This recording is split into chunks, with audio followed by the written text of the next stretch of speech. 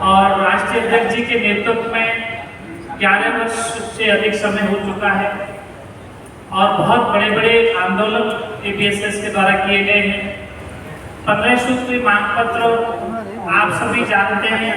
ABSS का जो मांग पत्र है बहुत ही यूनिक मांग पत्र है और कोई भी संगठन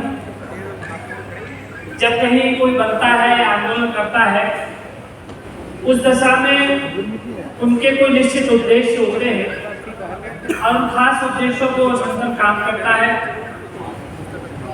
मैंने कई सारे संगठनों में काम किया है। मैंने महसूस किया है कि वो संगठन कोई खास उद्देश्यों को लेकर चलते हैं और उनके लिमिटेड उद्देश्य होते हैं,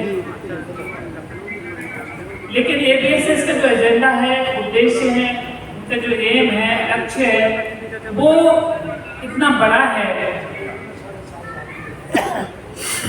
मैं समझता हूं कि अगर एबीएसएस के एजेंडे पर काम हो और सही मायने में एबीएसएस के एजेंडे को सरकार लागू करे तो देश में सामाजिक, आर्थिक, राजनीतिक न्याय, जो आज ये सम्मेलन सामाजिक और आर्थिक न्याय के लिए बुलाया गया है, अगर सही मायने में संविधान के संरक्षक, संविधान के संचालक हैं, हमारी संसद है, विधानसभाएं हैं, सही मायने में हमारे राजनेता अगर आम जनता के बारे में, हित के बारे में अगर सोचें और सही रास्ते पर काम करें तो मैं समझता हूँ एबीएसएस को ये आंदोलन करने की आवश्यकता नहीं पड़ती। पर चूंकि हमारे जो प्रतिनिधि हैं वो वोट मांगने आते हैं तब उनकी बात अलग होती है, वो झूठ बोल करके सत्ता प्राप्ति कर लेते हैं और उसके बाद में ये होता है कि उन्होंने वो फेक न्यूज दी थी। तो ऐसी चीजें हमारे जो देश और संविधान के लिए बहुत ही घातक है।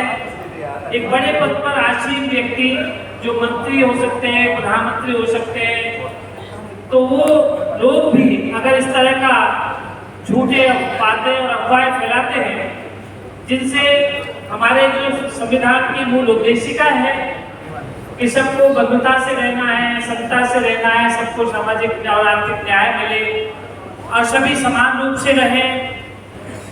धन धरती, अभी कल आदिवासी दिवस था, विश्व आदिवासी दिवस, उसमें जल जंगल जमीन के जो मालिक हैं उनके अधिकार छीने जा रहे हैं। कायदे से देश की जो 80% संपदा है उस पर 5% लोगों का कब्जा है, बाकी 95% लोग हैं वो 20% में गुजारा कर रहे हैं। तो ये जो असमानता है उसके खिलाफ सम्माननीय आरपी सिंह जी की जो लड़ाई है वो असमानता के खिलाफ है, चाहे वो सामाजिक असमानता हो, आर्थिक असमानता हो। ये जो आज भी गैर बराबरी का जो आलम है वो आप सबके सामने है।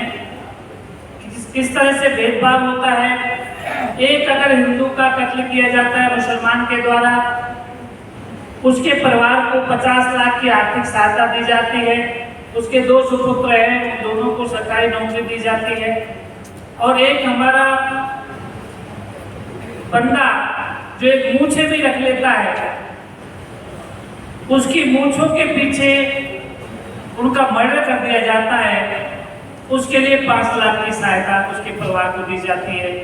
तो ये जो भेदभाव है आज भी व्यापक रूप से विद्यमान है। हम ये समझते हैं कि हमें आरक्षण के हिसाब से हमें समानता मिल रही है, लेकिन हम आरक्षण के बलबूते कुछ लोग तो आगे बढ़ पाए हैं।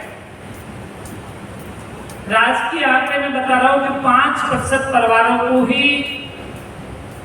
आरक्षण का लाभ मिल पाया है।